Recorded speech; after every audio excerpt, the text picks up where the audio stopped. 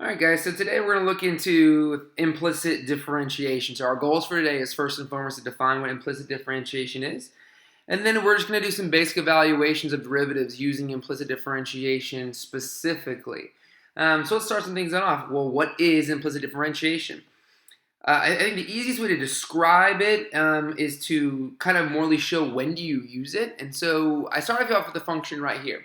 X cubed plus y cubed minus 9xy is equal to 0. Okay, and so if you were to graph this on your graphing calculator, well, one, it makes it a little bit tricky because you see y's in multiple spots. But let me show you a quick little graph as to what this is going to look like in retrospect. So let's say we've got our x and y axis. And let's kind of just draw this graph out a little bit. Now, this is going to be a little bit of a rough sketch because I'm just kind of concerned with the concept here. So roughly, that is what our function will look like. And technically, it should kind of go through 0 a little bit more. So actually, let me back this up just a little bit through here.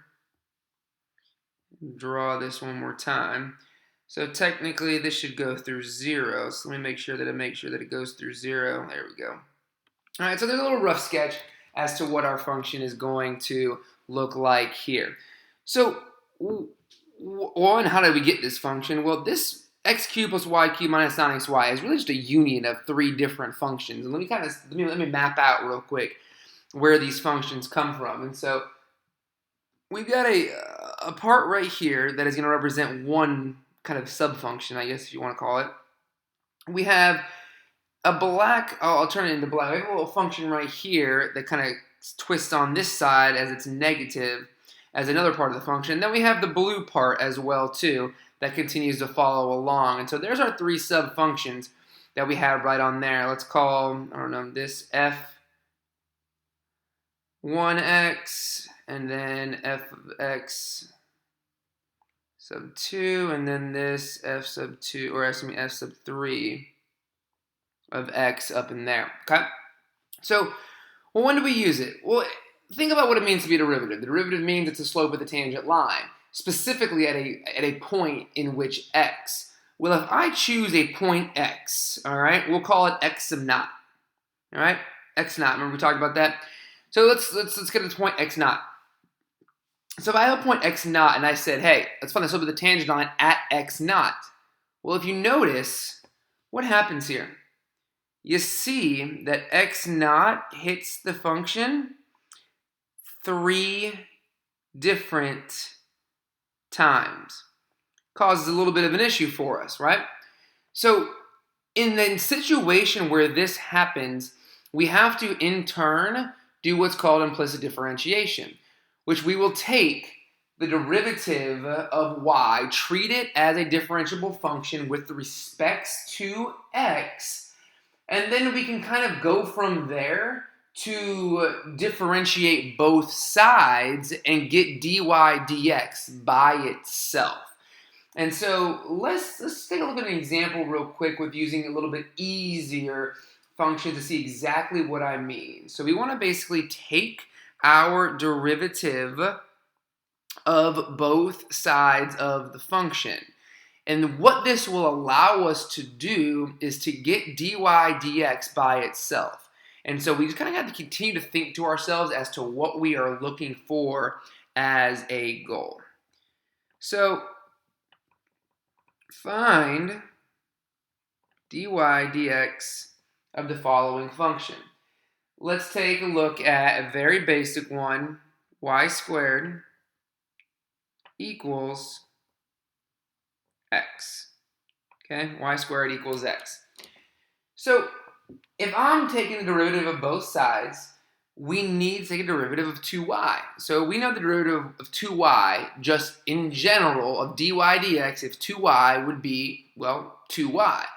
But remember, this is not the derivative of everything that y equals. This is the derivative of y with respect to x. And so if that is the case, I take the derivative of y, leaving the dy dx a part of the differentiation. So this would be 2y using our power rule leaving dy dx into the mix because this is showing y as a differentiable function of x. On the other side, well, that is y. That is x, right? So if I'm taking the derivative of x with respect to x, then I don't need to keep dy dx anymore. So I can just simply take the derivative and leave it as 1.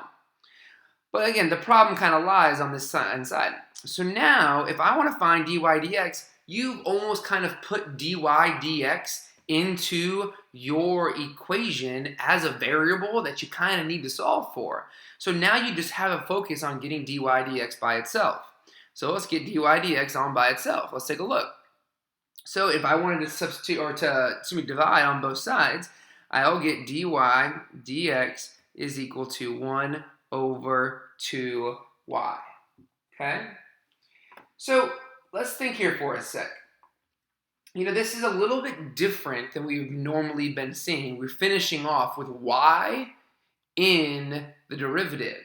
And it might look a little funky, but it's perfectly acceptable. And it's actually kind of useful. So if you get a chance, look into your books on page 157, figure 3.48.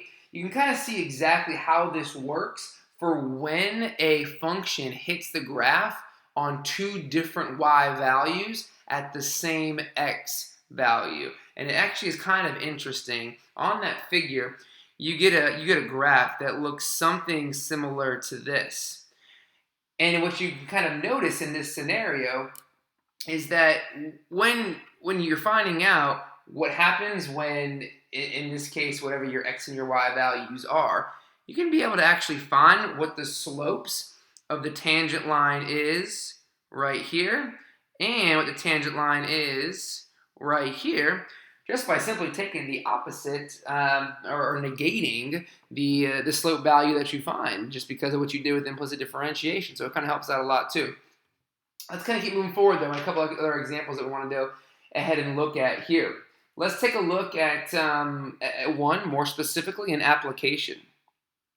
Let's say, for example 2, it says find the slope of the circle. So we want to find slope of circle,